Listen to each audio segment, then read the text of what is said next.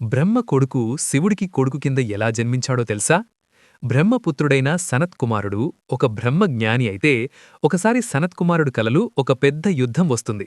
ఆ యుద్ధంలో సనత్కుమారుడు సైన్యాధ్యక్షుడిగా అసురుణ్ణి సంహరిస్తున్నట్టు ఉంటుంది. ఈ విషయం బ్రహ్మకి చెప్పడంతో బ్రహ్మజ్ఞానుల కలలు ఎప్పుడూ నిజమవుతాయి.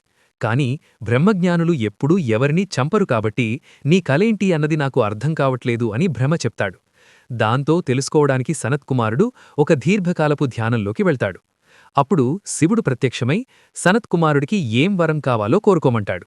దానికి సనత్కుమారుడు, బ్రహ్మజ్ఞానులకు ఎలాంటి ఆశలు ఉండవు కాబట్టి నాకు ఈ వరం వద్దు, కాని అడిగినందుకు చాలా కృతజ్ఞుణ్ణి. మీకేమైనా వరం కావాలంటే కోరుకోండి, ఇస్తాను అని చెప్తాడు సనత్కుమారుడు. జ్ఞానానికి శివుడు చాలా సంతోషించి సనత్కుమారుణ్ణి తన కొడుకు కింద జన్మించమని చెప్తాడు. దానికి సనత్కుమారుడు సరే అని అంటాడు.